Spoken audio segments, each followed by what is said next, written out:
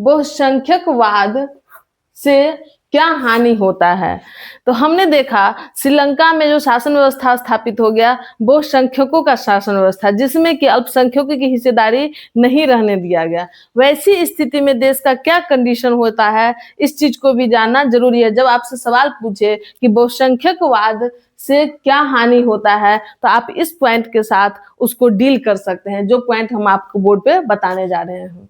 पहला पॉइंट है सामाजिक टकराव। आपने देखा श्रीलंका में अल्पसंख्यक वर्ग अपने अधिकार के लिए संघर्ष का बिगुल फूंकता है, जिस कारण से बहुसंख्यक और अल्पसंख्यक के बीच एक हत्या का माहौल उत्पन्न होता है और एक दूसरे का वो जान से मारने की भी प्रयास करने लगते हैं और लाखों के संख्या में लोग की मौत तक हो जाती है।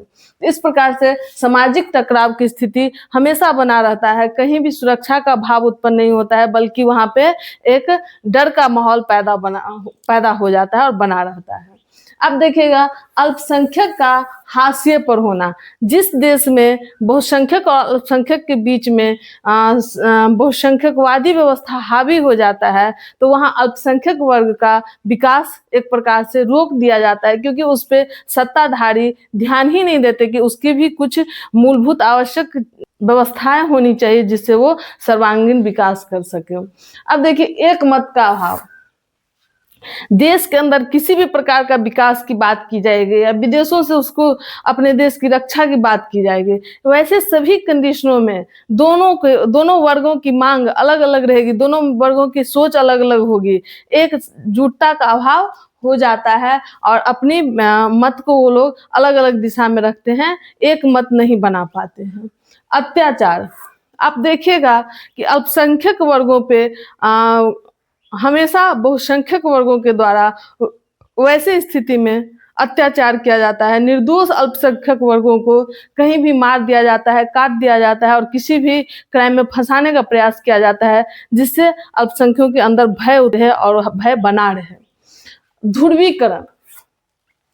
जब भी कभी लोकतांत्रिक देश में समय समय पर चुनाव होता है, वैसी स्थिति में राजनीतिक व्यक्ति जो होते हैं वो अल्पसंख्यक को बहुसंख्यक से भय दिखा करके और बहुसंख्यक वर्ग को अल्पसंख्यक वर्ग से भय दिखा करके एक अलग ही माहौल पैदा करते हैं, जिससे लोग सिर्फ अपने भाषा के आधार पे या धर्म के आधार पे, नस्ल के आधार पे एकजुट होते हैं, नहीं कि विकास की बातों को अपने सामने राजनेता के सामने रखते हैं और उसको आगे लाने का प्रयास करते हैं। बस भय का माहौल होता है और भय दिखा करके वोट लेने का प्रयास किया जाता है, जिसे हम लोग ध्रुवीकरण के नाम से भी जानते हैं। अब देखिएगा देश की अखंडता खतरा में। देश के लोग जो होते हैं उनके बीचों में एक ऐसा माहौल होता है कि कोई भी जो अल्पसंख्यक वर्ग होते हैं उनको अगर सुरक्षा देने की बात दूसरा देश के लोग करते हैं, तो वैसे लोग उस देश के प्रति अपनी सिंपैथी नहीं रखते हैं कि हाँ ये मेरा देश है। वो अपने जान की सुरक्षा के लिए किसी बाहरी देश से भी सहयोग लेने को तैयार हो जाते हैं। वैसी स्थिति में हमारा देश या दुनिया के किसी भी लोकतांत्रिक देशों के अखंडता पे खतरा मंडराने लगता है। अब देखिएगा बहुसंख्यकों के लिए भी हानिकारक एक पॉइंट है। जिस देश में बहुसंख्यकवाद हावी होता है, तो वहां आप देखते हैं अशांति भी साथ में आती है और अशांति के कारण आप देखिएगा जो वहां रहने वाले बहुसंख्यक वर्ग हैं वो भी अपनी विकास नहीं कर पाते हैं। वो उसका भी दिमाग हमेशा भाषाई मतभेद हो या फिर धार्मिक मतभेद हो, इसी सब प्रकार से जो उत्पन्न उन्माद होता है उसी में उलझा रहता है, नहीं कि अपने विकास की बातों को वो आगे कर पाते हैं। इस प्रकार से बहुसंख्यक वर्ग का भी सर्वांगीण विकास वैसी स्थिति में नहीं हो सकती है जिस देश में बहुसंख्यकवाद हावी रहे और अल्पसंख्यकों का शोषण हो और उसके द्वारा वहां वैमनस्यता उत्पन्न हो और एक अशांत समाज उत्पन्न हो जाए। इस प्रकार से ये सब आप सारा मुद्दा डाल सकते हैं कि बहुसंख्यकवाद से क्या क्या हानि होता है। धन्यवाद।